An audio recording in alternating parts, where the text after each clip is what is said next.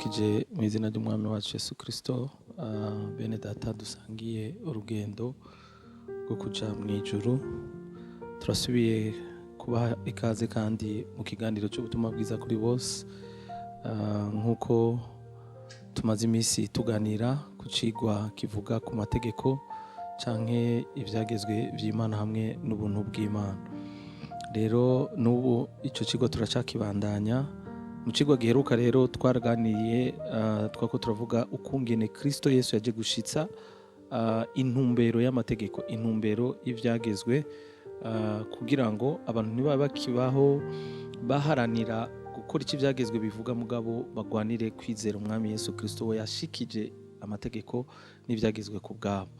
N'ubu nivyo tugira tubandanyirize ko turabe mbega uno munsi abantu baba bakigendera munsi y'amategeko, bakiganzwa n'amategeko, ubwo nta ngaruka mbi bishobora kubagira ko. Mbega uno munsi igihe turimo Imana ikibona gute, igiharura gute? Nico gituma nagomba ko dusoma ijambo ry'Imana mu Bagalati igice ca 3 murongo wa 23 uravuga ngo, imbere yuko ukwizera kuza twari imbohe z'ivyagezwe, twari tuboshwe gushika ukwizera guhishurwe. 24 nukuvuga ko ivyagezwe vyari nk'umurezi aturera gushika Kristo aje, kugira ngo twemerwe n'Imana nk'abagororotsi, tubihawe no kwizera, tutabihawe no gushitsa amategeko avuga. 25 rero nuko rero ko ukwizera kwabonetse nitukirezwe n'ivyagezwe. Mu Gifaransa niho nasomye kuri uwo murongo wa 24 havuga ngo ainsi la loi a été comme un pédagogue. Ahandi mu yindi version havuze ngo a été comme un conducteur pour nous conduire à Christ afin que nous fussions justifiés par la foi. La foi étant venue, nous ne sommes plus sous ce pédagogue. Nukuvuga ngo amategeko Imana yari yayazanye ngo kugira ngo arera abantu abashikane kuri Kristo, abashikane kuri Kristo. Nukuvuga ngo Kristo rero nimba yarabonetse, ubu ntitukiregwa n'amategeko, ntitukiri sous le régime de la loi, mugabo cette fois-ci umurezi wacu dufise ni Kristo. Niwe aturera, niwe aturongora, niwe twigira ko vyose, kandi niwe yaje kuduha bwa buzima amategeko yasaba. Rero iki kintu turagomba ko abakristo mucumva mukimenye, amategeko Imana irafise impamvu yari yayazanye, ariko iyo mpamvu ahanini impamvu nyamukuru amategeko ivuga Kristo Yesu. Nukuvuga ngo nico gituma ubona ko nibindi vyose imigigwa n'imigenzo yagendera kogwa mu gihe ca kera, mu gihe c'amategeko, vyinshi vyasobanura Kristo Yesu, uhereye kuri Pasika, uhereye kuri rya misi mikuru isabato, uhereye kuri rya misi mikuru myinshi tugenda tubona mu isezerano rya kera, cari gitutu cibirariye kuza, nkuko Paulo yandikiye Abakolosayi. Niho ngomba kuca dusoma, muga mbere ko twasoma reka mbanze ndangiza uyu murongo wa 27 ngo kuko ababatijwe muri Kristo mwese mwambaye Kristo. 28 rero ngo nta muyuda canke umugiriki. Iki Paulo yakivuze gutya kubera ko twabonye ko ubundi Imana yari yatanze amategeko iyaha Abisirayeli, abanyamahanga ntibari barimo, mugabo haje intwaro canke haje igihe ca Kristo. Ubu rero ntibikiri vy'abayuda gusa. Paulo avuze ati n'abagiriki, avuze abagiriki abashaka kuvuga abanyamahanga, abatari abanyisirayeli. Ngo nta muyuda canke umugiriki, ngo nta mugurano canke uwidegemvya, kubera ivyo vyose vyaba biri mu mategeko. Ikigira gatatu ngo nta mugore canke umugabo, kubera ko mu mategeko hariho ingingo zimwe canke nyinshi wanashaka zanakumira abadamu. Wasanga abagore batemerewe gukoranira hamwe n'abagabo, wasanga hari ibihe bimwe abadamu barimwo badashobora kuja mu makoraniro hamwe n'abandi, ugasanga hariho amategeko ashira ku ruhande abagore canke agaha ububasha abagabo cyane gusumba abagore. Nubwo ubwo rutonde ariko Imana yarugize, mugabo urabona ko mu mategeko hari ibintu bimwe abagore batari bemerewe. Mugabo aha Paulo aravuze ati rero nta mugore nta mugabo, mu kwizera haje kwizera. Ubu amategeko yarafise uko atandukanye umugabo n'umugore, mugabo ukwizera nta mugabo nta mugore bose baremerewe guhabwa iyo ngabire yo kwizera. Rero ico ni cambere. Ikigira kabiri nagomba kuvuga ni cerekeye ibintu bijanye n'imisi mikuru, imigigwa n'imisi mikuru yavugwa mu mategeko. Nabwingo n'ubu tubona abantu bacizihiza kandi ukabona ko bakabishira ku mutima gose nk'ukumenga niko gukira canke niko gakiza canke nibwo buzima Imana iduhamagarira kubamwo. Reka dusome mu Bakolosayi igice ca 2 umurongo 16 na 17. Haravuga ngo mu murongo wa 16, nakunze uyu mutwe w'amajambo muri Bibiliya kimwe gicorosha avuze ngo umwidegemvyo ku mabwirizwa y'abantu. Ngo nuko rero ntimwemere ko hagira umuntu n'umwe abacira urubanza ku vyo murya canke munywa canke ku misi mikuru y'idini, habi y'ukwezi guserutse canke umunsi w'isabato. Umurongo wa 17 ngo ivyo vyari igitutu c'ivyari bigiye kuzoza, ariko ishusho y'ukuri yari umubiri wa Kristo ubwiwe. Rero muravyumva ko ivyari igitutu nye n'igitutu amaze kuza, igitutu ntikiba kigifise akamaro. Abantu rero bakeneye kumenya umutumba ari wo Kristo, mugabo ntibakeneye kuguma bakurikira igitutu. Rero sinzi ko hari ico ufise wo kunganira, ubandanye. Turakwakiriye kandi Pasteur Prudent, karibu cyane. Yego, Imana ishimwe cyane. Utanguye ku ijambo rikomeye cyane, kuko muri iki kigo tuko turiga twarerekanye amategeko, twarerekanye ubuntu bw'Imana. Imbere yuko mvuga nagoma nibutsa abantu yuko duheruka guhimbaza kwibuka umunsi wa Pentecote. Abantu bazi iby'imisi mikuru bazi ko Pentecote ari umunsi wa 50 inyuma ya Pasika. Kubera iki ndabivuze, nikora ko umunsi wa Pentecote niwo munsi Imana yahisemwo gutanga ingabire yari yarasezeranye yamwe mu Imana. Mugabo umunsi wa Pentecote usi wari umunsi bibuka umunsi wo gutangwa kw'amategeko. Ni kuvuga igihe Imana iha biciye à l'intermédiaire des anges, biciye ku bamarayika, Mose akaronka ivyagezwe. Uwo munsi bawibuka, ico gihe bacibuka umunsi wa Pentecote. Ego. Kubera iki tubivuga? Kuko two turavuga ivyagezwe, two turavuga n'ubuntu bw'Imana. Rero kubera iki Imana yahisemwo kuzana ingabire yayo nk'emu w'Imana ashitsa igikorwa Kristo yakoze muri twebwe, uwo munsi nyene abantu bibuka umunsi gutangwa kw'ivyagezwe. Ni kubera ko igihe ivyagezwe bitangwa, turiko turabona muri Exode kuva 32, turabona yuko igihe ivyagezwe biza vyarisha abantu bagera ku 3,000. Ubwo turabona umunsi mwe mu Imana atangwa, ubuntu bw'Imana bugaseruka, bwakijije abantu 3,000. Ngo Petero ngo ahagurutse aranzika aravuga arigisha abantu 3,000 baragira iki? Barakizwa. Bisigura ko akanakano kambere twashaka gutangura ko kuvuga ngo amategeko igihe amanuka abantu barapfuye. Igihe ubuntu bw'Imana bumanuka abantu barakize. La loi tue, la grâce sauve. Kuko amategeko aza akubwira wewe munyavyaha, agucira urubanza wewe munyavyaha, kandi udashobora kugira iki? Kwikiza. Amategeko ntiyaje gukiza abantu, amategeko yaje gucira urubanza abantu. Hama ubuntu bw'Imana bwaserutse kugira ngo bukize rero abantu badashobora kwikiza. Rero iyo tuba turavuga ivyagezwe, tuba turavuga abantu ngo bakomereze mu vyaha, ahubwo tuba turavuga umuti Imana yatanze ku banyavyaha kugira ngo bawunywe, hama ikibazo cabo gigira iki? Gikemuke.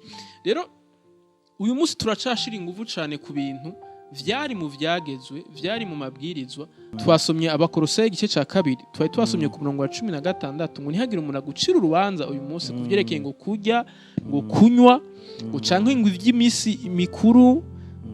Bazi ko imisi mikuru ari myinshi abantu bayishira ku mutima cyane. Ntibikenewe no munsi ko dushira imitima cyane ku misi mikuru, kubera ko aha baratubwiye yuko vyari gitutu. Mugabo insiguro canke l'essence iyo misi mikuru yagiye kuba realize muri Kristo Yesu. Rero hinge mwumviriza akantu kanyoheye n'akantu kari ahanyene ku murongo wa 20, avuga ngo ko mwapfanye na Kristo ku vyambere vy'impwemu kandi vy'isi. Ni kuki nkaho mu kiganzwa nayo mucumvira amategeko yayo avuga ngo ntufatiki, ntiwumvirize kuri kijya, ntukore kuri kiriya. Twebwe ayo mategeko ntakituraba kuko twapfanye nande? Twapfanye na Kristo. Murongo wa 22 rero uvuga ngo amategeko nkayo ngo ni inyigisho z'abantu ngo zijanye n'ibintu bigenda birahera uko tuba turiko turabikoresha. ngo amategeko mu by'ukuri aboneka nk'aho womenga arimwo ubwenge ngo kuko asaba abantu gusenga uko bibwirije no kwiyanka ngo hamwe no kubabaza umubiri. Mwumvise abantu barakunda ayo mategeko kubera ko ngo nka discipline siko mugabo mwumviriza ikibazo ngo ariko nta bushobozi na butoya afise bwo kunesha ibyifuzo by'umubiri. Ngiyi ngorane abantu bafise baraziririza isabato ntibateka uwo munsi ntibakora udukorwa na duke ariko icaha kikakomeza kubaganza ariko bakaguma ari abasambanyi bakaguma ari abantu bafise inzigo umutima wuzuyemwo inzigo umutima wuzuyemwo urwanko uwo mutima urarushe. Isabato rero kuri twebwe yari Kristo yaraserutse abantu bose bagikora ibikorwa kugira ngo bemegwe n'Imana abo bararuha imitima yabo iraruha. Iyo umuntu akoze ibikorwa by'umubiri aruhisha umubiri ariko iyo umuntu akora ibikorwa kugira ngo yemegwe imbere y'Imana umutima uraruha kubera ko ikintu gituma twemegwa bakidusomeye ni ukwizera umwami Yesu Kristo ico yakoze nico gituma twemegwa imbere y'Imana. Imana ntikwemera kuko ku munsi wa mbere wiyinga atana kimwe wakoze oya akora akaruhuko kiwawe k'umubiri gasanzwe. Imana ikwemera kuko wizeye igikorwa Kristo yakoze ku musaraba ku bwawe. Hama rero ko waruhutse uwo munsi mbega ubushobozi bwo kunesha icaha waburonse oya turakora ibikorwa byinshi mugabo tukabura ubushobozi muri twebwe butubashisha kunesha ibyifuzo by'umubiri. Ibyifuzo by'umubiri bikama biturengera mugabo tugakunda ibikorwa tugakunda imigigwa idafise ubushobozi bwo kugira iki bwo guhindura kameremere kacu. Rero murabona ko ataco bimaze mu by'ukuri mu kubaha Imana. Rero reka dusome kandi ndagomba kuvuga kuvyerekeye ibi cyane byo gufungura canke aya mabwirizwa bakunda cyane gushirako umutima. Turasoma muri Timoteyo wa mbere 4 havuga ngo umurongo wa mbere mpwemu yera arabivuga tomoye ko mu minsi ya nyuma abantu bamwe bazova mu kwizera kwabo bakurikira impwemu zibesha n'inyigisho ziva ku badayimoni. Biratangaje kubona ko yitwa turavuga ubuntu bw'Imana abantu bavuga ngo ni inyigisho ngo zindi kumbe ahubwo ubuntu bw'Imana niyo yari message ahubwo abantu bagiye barongeramwe ibindi. Rero Paulo ngo arabivuga araprecisa izo nyigisho z'abadayimoni zarizo aravuga ngo izo nyigisho ziva ku babeshe babiyorobetse ngo bafise ubwenge bwapfuye ngo babuza abantu kurongora. Ico ni cambere abantu bakunda kubesha abantu ngo kwihebera Imana no kureka kurongora oya ntawo bihuriye. Urashobora kureka kurongora ariko kandi utihebeye Imana kandi Kristo akeneye kubaho kubwiyo nakeneye ko umwihebera. Bakabategeka kutajya imfungurwa zimwe mwumvise ni kuvuga izi n'inyigisho z'abadayimoni. Hari abantu babifata minenego bakibwira ngo ufite gushira umutima cyane kuvyo abantu bafungura n'ibyo badafungura. Iyo ni nutrition isanzwe ntaho bihuriye n'agakiza ntaho bihuriye no gucungurwa kw'imitima yacu. Ibyo bintu ntitwabwirizwa kuvyigisha nkaho umengana ubutumwa bwiza. Ukeneye kwiga gufungura neza genda kuba nutritioniste bakwigisha uko ukwiye gufungura neza mugabo ibi kuvyigisha nkaho umengana agakiza kujya isukari cyangwa kutajya isukari sibyo bikiza kameremere k'umuntu. Murabona ko Paulo yarabivuze kuva kera uyu munsi turabibona biko biraba abantu bagashira umutima cyane kubifungurwa bakumva yuko bagororotse imbere y'Imana kuko atari isukari nyinshi kuko atanyoye ibi kuko atagize ibi. Umvirizo rero Paulo kunya cyavuga ngo izimana yaremye kugira ngo abizeye bakamenye kuri bazifungure bashima. Nimufungure bantu b'Imana akaboga nimwirire mushima Imana kuko ivyo gufungura ivyo cyangwa kutabifungura ntacyo bivuze imbere y'Imana ntacyo biguhindura. Kutabifungura ntibituma ugororoka no kubifungura naho ntibituma ugororoka imbere y'Imana. Ku murongo wa 4 avuga ngo kubera rero ivy'Imana yaremye byose ngo ari vyiza hagikwiye gutabwa ngo ahubwo dukwiye kuvyakira dushima ngo kuko turazi ko vyezwa n'ijambo ry'Imana n'amasengesho. Nukuvuga mandi majambo nta mfungurwa zihumanye zibaho kuko uyu munsi ikintu gihumana umuntu wese atarakira Kristo arahumanye. Yesu akora abwira abafarisayo muri Matayo 15 ku murongo 8 aravuga ngo abantu banyubahisha iminwa yabo ariko imitima yabo iri kure yanje. Ukunsenga kwabo ntikugira ikimaze ngo kubera inyigisho zabo n'amabwirizwa abantu bishingiye. Ushiki umunsi urasenga nta bushobozi bw'Imana urasenga nta kintu na kimwe urumva mu buzima bwawe kubera ibintu ufatira ko mu gusenga ni inyigisho z'abantu n'amabwirizwa y'abantu wakuriyemwo wakuze uvyumva uko ariko n'ibintu bidashobora guhindura ubuzima bwawe kubera n'amabwirizwa y'abantu. Ikintu gifise ubushobozi nkuko Paulo yavuze ngo ubutumwa bwiza ni ubushobozi buzanira uwizera wese agakiza. Ubutumwa bwiza nibwo bubohora abantu b'Imana. Si amabwirizwa dushira mu ngiro, si ibintu abantu bashizeho dukora mu mubiri wacu tukifatafata tukagira discipline y'umubiri kugira ngo turonke agakiza. Ntibikunda, ça ne marche pas. Yesu acarahagara isinzi ry'abantu bari ngaho arababwira ati nimwumvirize kandi mutahure. Icinjira mu kanwa k'umuntu sico kimuhumanya, ariko ikiva mu kanwa kiwe nico kimuhumanya. Hasi rero abisigura ati kubera ko ngo ibibogaboga mu mutima ngo nivyo akanwa kavuga, ngo mu mutima niho habamwo inzigo, ishari, inzankano, ubushakanyi. Bijya bintu byose biba mu mutima. Nukuvuga abantu bakunda kwitaho cyane regime alimentaire gusumba kwitaho ibiba mu mutima yabo bibi, kwitaho ubushobozi bw'Imana bushobora guhindura imitima yabo, baguma bitaho ivyo bagira iki, ivyo barya.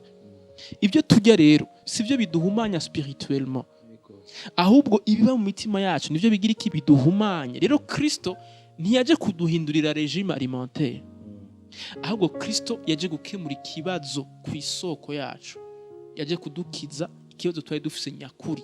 Rero Satani yafashe ubwenge bw'abanabushira mu byo kurya, kandi ivyo kurya atari cyo kibazo. Okay, jewe numvise umenga biranteye ubwoba kuko urabona ko ubuzima abantu benshi babayemwo, ukaraba n'amajambo Yesu yagiye aravuga ku vyerekeye ibi vy'imigirwa n'imigenzo, birateye ubwoba. Hari ijambo nasomye ngomba ko dusangira riri muri Matayo nyene muri 23:27 ngomba kurihuza n'ibi muhejeje kuvuga. Haravuga ngo muzobona ibara mwabigisha b'ivyagezwe n'abafarisayo, kuko muri ndyarya mumeze nk'imva zera derere zisa neza inyuma, ariko imbere muri zo huzuyemwo amagufa n'ibindi bintu byose bihumanya. Urumva si bibi ko umuntu yitwararika ivyo hanze, mugabo ivyo hanze uko vyosa neza kose, indani umuntu atabitse mu kwizera umwami wacu Yesu Kristo, ivyo ukora vyose n'ubusa. Ngo ubusa nk'imva iri yambere isize ingwa isa neza, mugabo indani atakiriyo waraboze. Ubwo nibwo buzima rero nasanze abantu uno munsi bagerageza kurondera ukugororoka mu vyagizwe no mategeko. Usanga bitwararika cyane ivy'umubiri n'ivyo gusa neza hanze n'ivyo kugororoka mu maso y'abantu, ariko mu mitima yabo barapfuye. Kandi Yesu yaravuze ngo ntimutinye ushobora kugira gute, ushobora kwica umubiri wanyu, ariko nyamara nimutinye ushobora guhonereza ubugingo bwanyu muri Gehinomu. Urumva rero umwansi aradeturna attention y'abakristo, akabakura ku vyizerwa vy'ukuri no kwizera k'ukuri, kwizera umwami Yesu Kristo, akabaha kwitwararika ibintu vy'imigenzo n'imico n'amadisipline yo hanze. Kandi usanga n'abantu batazi Imana batavuga n'ivy'Imana bayakora, hari abantu bakora sport, abantu bagira discipline, abantu bagora donc mukabona kijijwe. Nibisigura ko turiko turavuga ko kugira discipline ari bibi. Ni vyiza cyane, kandi n'ijambo ry'Imana avuga ngo kwimenyereza k'umubiri kurafise ikimazi, ngo mugabo ngo kwimenyereza kubaha Imana ngo gusa akamaro kuri vyose. Donc rero nukuvuga ngo ni vyiza, birakenewe, mugabo iyo umuntu avyubakiye ko nk'uko umenga nivyo bisigura gakiza, nico tuko turavuga ko atari ico. Kuko urumva gakiza ntikajanye n'umubiri, kajanye n'umutima, kajanye n'ukwizera ko mu mutima, hanyuma tukaronka ubugingo. Hama biba vyiza rero iyo discipline iri kwiraba impose no kwizera twamenye kuba mu mutima wacu, mugabo atari umuntu yiyempoza kugira ngo mu maso y'abantu agaragare nk'umuntu agororotse, kandi n'imbere y'Imana abone kuko kuntu yitwaye yibabaje bica bituma Imana imwemera. Kandi Imana yaratanze inzira yuko ngo abakeneye kwemerwa nanje, abakeneye kuronka ukugororoka mu maso yanje, babwirizwa kwizera umwami wacu Yesu Kristo. Donc urumva rero nivyo tugomba gutumirira bene data, ubutumwa twahawe ni bumwe, buvuga ugupfa no kuzuka k'umwami wacu Yesu Kristo, kandi Yesu yaje kuduhereza ubugingo n'ubuzima Imana yashaka mu mwana w'umuntu. Ubwo buzima rero iyo tubwakiriye butuma imbere y'Imana tugaragara nk'abagororotsi tutabanje gukora, ariko kuko twizeye uwakoze ivyo yakoze hanyuma biremerwa n'Imana. Yego, ndi kuvuga Yesu yaje kudukemurira ikibazo cyo umuzi w'ibi dukora cyari icaha. Kristo yacitse icaha ku bwacu ngo kugera muri we ducike ukugororoka. Bisigura ko iyo wizeye Kristo icaha kiba gikuweho, ntuba nonsore mukiri umugororotsi, ahubwo ucika ukugororoka kw'Imana bitavuye mu vyo ukora, muga bivuye kuco Kristo yakoze. Rero kubera iki ndakivuze gutya, ndamanda ndabereke yuko ukiri mu vyagezwe, ukigendera mu vyagezwe, icaha ntikiva ku buzima bwawe. Mutubikuraho ivyo bintu. Paulo arabivuga. Abikorino ba mbere igice 15 umurongo wa 56 avuga ngo kuko icaha ari uruboyi rw'urupfu. Ego. Ngo kandi ububasha bw'icaha buri mu vyagezwe. Ubushobozi bw'icaha buri ni kuvuga wewe uguma ushaka kwibasira ku vyagezwe, wowe uguma ushaka kumva yuko ivyagezwe nivyo bishobora kuguhesha ubuzima. Umviriza, icaha kizoguma ku buzima bwawe kandi uzokwa muri domine par le péché. Ngo ariko Imana ishimwe kuko iduha intsinzi murinde muri Yesu Kristo. Mu yandi majambo, wewe ushaka kugengwa n'ivyagezwe ntukeneye Kristo, nico kibazo gihari. Kuko Kristo ni washitse ivyagezwe, si wewe ushitse ivyagezwe, we ntavyo woshobora. Na Mose ntavyo yigize agira iki ashobora, kandi ari we yabihawe. N'Abisirayeli babihawe ntavyo bashoboye ngo bose bakoze ibya ntibashikira ubwiza bw'Imana. Babandi bari mu bugaragwa bobo, nta numwe yigeze ashika mu gihugu ciki c'amasezerano. Abaronse amategeko bose. None wowe urumva wowe uzobishitsa gute? Kiretse ko twanavuze yuko ivyo byagezwe byari byahawe Abisirayeli. Rero nukuvuga ko reka dusome Abaroma igitabo cya 6 umurongo wa 14. Havuga ngo icaha ntikikabaganze kuko mutakirongorwa n'ivyagezwe, ngo ahubwo muri munsi y'ubuntu bw'Imana. Mu bisanzwe abantu barongorwa n'ivyagezwe bari sous l'emprise du péché, baguma baboshwe n'iki n'icaha. Abantu barashobora kuba bamaze imyaka 20 bavuga ati je kubiki vyananiye ibi bintu guheba. Ikibazo nico ikibazo nico ni kuvuga ko Imana idufashe muri iki kiganiro, ndazi ko benshi kizohera babaye libéré de la loi. Muri uko kubohoka ku vyagezwe niko uzobohoka no kucaha. Vya bindi vyose vyakunaniye, vya bindi vyose wamuvuga ngo naye nifuza kuba umunezero gakiza ntawugira, kandi vyitwa yuko maze ukuri ibikorwa byo mwishengero, uri umuzezi wa shengero, uri mwarimu, uri bijya vyose uri mugabo nta munezero gakiza ugira, nta camwe mu Imana ugira. Ikikuryohera gusa nuko urambara ukikwiza ugasa neza, mu umutima wawe ugize iki, wuzuye inzankano, wuzuye ubushakanyi, umutima wawe wuzuyemo ibintu bibi byose. Ariko kubera ko umutima abantu batawubona ntaco bidutwara, kubera ko ivyagezwe bitwigisha koza hanze, kuko bidashobora gukiza umutima. Kristo nawe yaje kugira iki, yaje kwanza gukiza imitima yacu. Hama ako gakiza kari mu mitima yacu gaheze kagira iki, kaze gakiza ubugingo bwacu, gakize n'imibiri yacu. None ku buntu bw'Imana bwatubohoye tukaba tutakiganzwa n'ivyagezwe, bisigura ko dushobora kubananya dukora ivyaha. Reka mvugire nako abantu bavuga ubuntu bw'Imana, yego, muga kandi bagakora ivyaha. Paulo arabivuga nabyo ntibikabe. Mbega ntimuzi ko iyo umuntu yahisemo kuganzwa n'ikintu ahinduka umugurano wacu? Umuntu ashobora kuba umugurano w'icaha bikamushikana ku rupfu, canke agahitamwo kumvira Imana bikamushoboza kubaho ubuzima bugororotse. Ubuntu bw'Imana nibwo butwigisha kubaha Imana, kandi nibwo buduha kubaho ubuzima bugororotse. Urakeneye kubaho ubuzima bugororotse. Itandukaniro mu byumvirizo ry'ivyagezwe n'ubuntu bw'Imana, ivyagezwe bikugira umuntu menga aragororotse, mbwa atagororotse, abo twita ba frappeur. Umuntu akwereka ubuzima dafise. Ariko ubuntu bw'Imana bukugira umugororotsi. iyo tugenda tugororotse mu buntu bw'Imana ntituba tuko turigira ikintu tutari, ahubwo tuba tuko turagendera mu cyo Imana yatugize. Ko turabagororotsi tugendera mu bigororotse, tugakora ibigororotse kubera ko dusanzwe tugororotse mu buryo bw'imwemu. Rero abantu bagerageza kugwana n'ibikorwa bibi bakora, bakagerageza kugwana n'ivyo umubiri ukora. Umubiri ntukora ibyo utahawe mu buryo bw'imwemu. Umubiri uzokora ibigororotse kuko mu mwemu ufise ibigororotse. Umubiri uzokomeza gukora ibibi kuko umutima wawe nawo ni mubi. Ego. Nashaka kukunganira two dutangwe kuvuga ku buntu bw'Imana. Urona iki cyanditswe mwadusomeye mu gice cya 6 biraryoshe cyane uhereye uko Paulo ariko arabivuga avuga ku buntu bw'Imana. Urabona kugira ngo abantu baronke impamvu y'uko utizera ubutumwa bwiza ari bwo bw'ubuntu bw'Imana, nkuko Paulo yavuze ngo ubutumwa bwiza twahawe ni bumwe gusa mu Bagalatiya igice cya 2 muri cya gitabo twasome muga mu gice cya 2 ngo kandi utavuga ubutumwa bwiza ngo aravumwe. Urumva nukuvuga ngo yaravuga ngo nta bundi butumwa bwiza twahawe atari ubwo. Ubutumwa bwiza rero bw'ubuntu bw'Imana ntibuza kwigisha icyaha, oya, ahubwo buza gutanga inyishu ku cyaha. Yego. Iki turagomba kukivuga abantu bacumve mukimenye.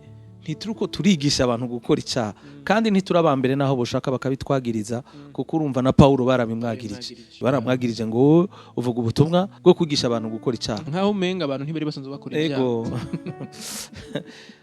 Urumva rero umenga abantu ntibasanzwe bakora ibyaha, aja ahubwo kubibigisha kubikora.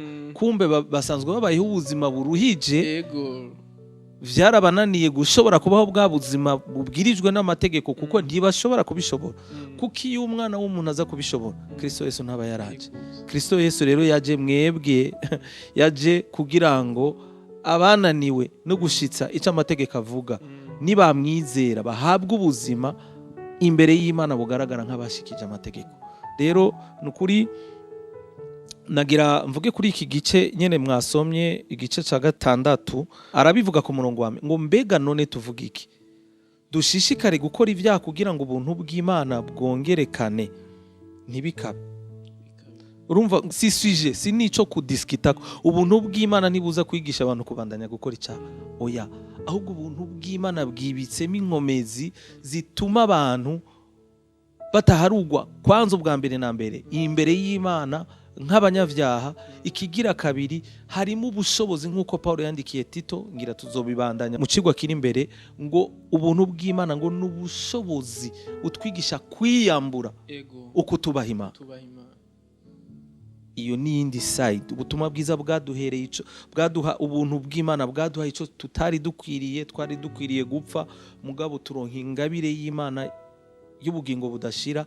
Ariko side igira kabiri, mu buntu bw'Imana harimo ubushobozi bw'Imana budushoboza kwikunkumura uko tubaha Imana. Rero nukuri ubu nibwo butumwa bwiza twahawe, ntidushobora kureka kubuvuga kuko nta bundi buhari.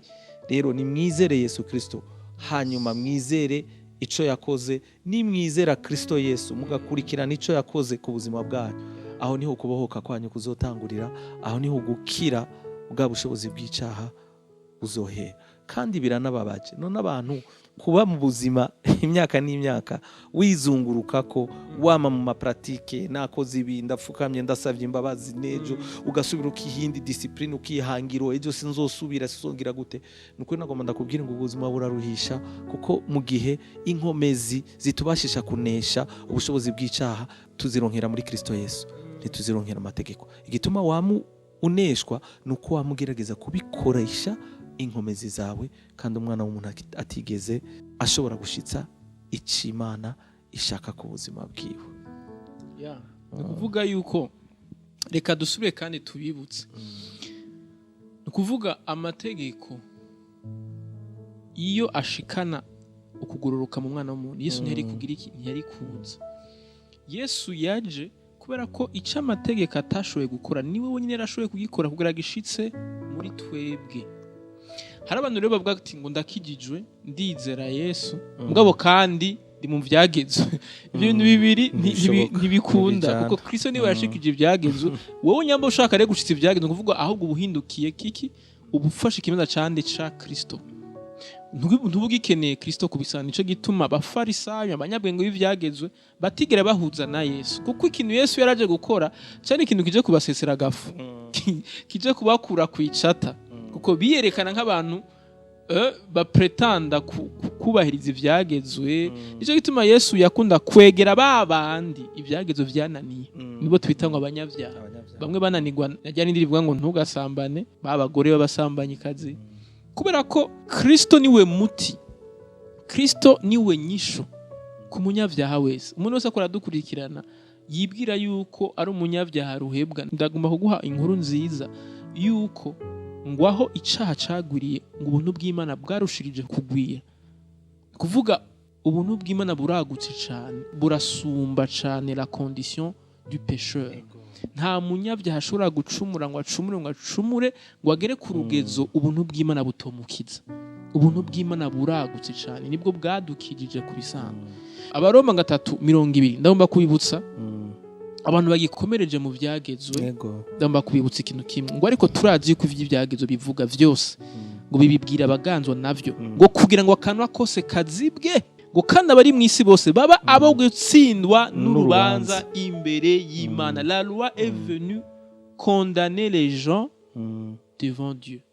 Amategeko yaje gucira urubanza abantu imbere y'Imana, ntiyaje gutsindanishiriza abantu. Ahubwo Yesu rero niwe yaje gutsindanishiriza abatsinzwe n'urubanza bose. Mubona ibintu bibiri bitandukanye. 20 ngo kuko imbere yayo ata muntu azotsindanishirizwa n'ibikogwa bibwirijwe n'ivyagezwe, ngo kuko ivyagezwe ari byo bimenyekanisha icaha. Ahare dukuyemo ibindi bintu bibiri. Icambere, imbere y'Imana, apana imbere y'abantu. Imbere y'abantu ivyagezwe ni vyiza. Erege iyo umuntu agenda agororose bajya bakunda kuvuga ngo uyu muntu ni ntori, umuntu atatukana, umuntu atabesha, n'umuntu mwiza. Mugabo bavuze ngo imbere y'Imana, abantu barakunda kwitiranya kugororoka kw'imbere y'abantu no kugororoka kw'imbere y'Imana. Imana ifise amastandard yo isaba atandukanye n'ay'abantu basaba. Imbere y'Imana ngo nta muntu ashobora kuzotsindanishirizwa n'ibikorwa bibwije n'ivyagezwe. Bisigura iki? Bisigura ko naho wokora vya bikorwa byose bibwije n'ivyagezwe ukabishitsa, ntugororoka imbere y'Imana. Bishoboka. Kiretse ko twabibonye yuko bose byarabananiye, nta muntu umwe ashobora gushitsa en totalité ivyo byagezwe bibwiriza. Mugareka dufate ko basi wabishikije vyose, washoboye kubishitsa kabisa. Imbere y'abantu uzobura umuntu ari parfait, imbere y'abantu uzobura umuntu w'intungane, muga imbere y'Imana uzobura zero. Ngo kubera iki? Ngo kubera ngo ivyagezwe ngo nivyo bimenyekanisha ishaha. Ufite ngo ivyagezwe vyaje kumenyesha abantu ko ari abanyavyaha. Niko kari akazi k'ivyagezwe, kugira Yesu aze gucungura abanyavyaha. Twarabisiguye mu kiganiro caheruka yuko abantu bari basanzwe ari abanyavyaha kuva kera. Muga amategeko ntiyari ahari, kuko hajya abantu baba coupable kubera ko amategeko ahari. Iyo umuntu bari kwaramucira urubanza baraba amategeko. Ata amategeko ahari uwo muntu arezwa. Nukuvuga amategeko yaje kugira abantu bigira nkaho umenga nta cyaha bakoze, bigira nkaho umenga nta vyaha bakoze, bamenye ko ari abanyavyaha. Haba bamaze kumenya abanyavyaha, Imana iciza nk'umucunguzi. Abantu bace bagira iki? Bakurikira wa mucunguzi agira iki? Abacungure, kuko ari abanyavyaha. Mugabo ntibigeze bakomprena le jeu de Dieu. Bagumye bashaka kwerekana yuko bo bagororotse, bagumye bashaka kwerekana yuko bo atakibazo bafise, bagumye bashaka kwerekana yuko bashobora gukipinga the law. Kandi amategeko ubwawo yari yatanze kugira gusa abantu babe abo gutsindwa n'urubanza, hama imbere y'Imana bose bagira iki? Baba gutsindwa n'urubanza, hama bahokonese ko abanyavyaha, hama Imana ikiza kugira iki? Kubacungura. Reka ndabatekerere irindi jambo. Timoteyo wa mbere igice ca mbere umurongo w'9. Abantu n'ubu bagikeneye kugendera musi y'ivyagezwe. Avuga ngo azi yuko ivyagezwe bitashiriweho umugororotsi. Umugororotsi n'uyuhe? Nuwizera ko Kristo yapfuye akazuka, umwana w'Imana yavutse ubwa kabiri. Uyo rero mbega uyu munsi aragengwa n'ivyagezwe. Mumvirize ukuntu bavuze ngo ivyagezwe ntivyashiriweho umugororotsi, ngo ariko vyashiriweho abagarariji, abigaba, abatubaha Imana n'abanyavyaha, abanegura ivyago n'abakora ibizira, abica base n'abanyina, abicanyi, abashakanyi, abagabo bendana, abanyaga abantu bakabashora, ibaza abatrafika. Niyo amategeko yashiriweho. Ababeshi, abarahira nabi, n'ibindi byose bigwanya ukwigisha kuzima.